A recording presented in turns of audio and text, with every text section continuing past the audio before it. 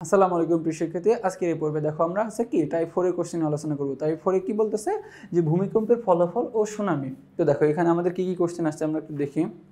যে 35 নম্বর বলতেছে যে কত সালে আন্দামান সাগরে ভূমিকম্প সংঘটিত হয়। দেখো যে কত সালে আন্দামান সাগরে ভূমিকম্প সংঘটিত হয়েছিল, আমরা বলতেছি 1740 নাকি 1941 নাকি 1962 নাকি 2004।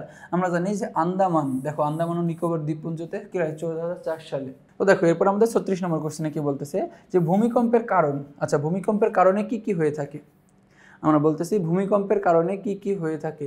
এক নম্বর কি ভূত্বকের তাপমাত্রা হ্রাস পেয়ে ভাঁজের সৃষ্টি হয়, নাকি ভূগর্ভস্থ বাষ্পের ধাক্কা, নাকি হিমবাহের পতন না হয়। দেখো আমরা বলছি কি ভূমিকম্পের কারণে হচ্ছে কি ভূত্বকের তাপ হ্রাস পেয়ে ভাঁজের সৃষ্টি হয় এবং ভূগর্ভস্থ বাষ্পের ধাক্কা হয়, তাই হিমবাহের পতন না সৃষ্টি। দেখো হিমবাহের সাথে তো আমাদের ভূমিকম্প সম্পর্ক না, বলছে কি 1 ও 2।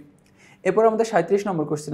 তো দেখো আমরা 37 নম্বর কোশ্চেন এখন দেখি যে প্লেট সীমানায় ভূমিকম্পের জন্য সৃষ্টি হয়। কি বলছে প্লেট সীমানায় ভূমিকম্পের জন্য কি কি সৃষ্টি হয়, কি সৃষ্টি হয়। দেখো প্লেট সীমানায় যখন ভূমিকম্প হয় তখন আমরা জানি কি যে গভীর সমুদ্র খাতের সৃষ্টি হয়। কি হয় যে গভীর সমুদ্র খাতের সৃষ্টি হয়ে থাকে। এরপরে আমাদের একটা উদ্দীপক আছে, দেখো উদ্দীপকটি পরে 38 নম্বর প্রশ্নের উত্তর দিতে বলতেছে।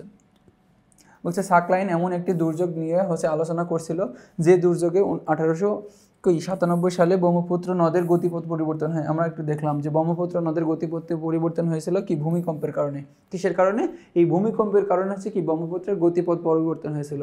এরপরে আমাদের 39 নম্বর বলতেছে নিচের কোনটি সুনামি সংগঠনের জন্য দায়ী। দেখো এই সুনামি কিসের জন্য হয়ে থাকে? জলপ্রপাত, ক্ষয়িষ্ণুভবন, নাকি নদীভবন, নাকি আগ্নেয়গিরি অগ্নুপাত।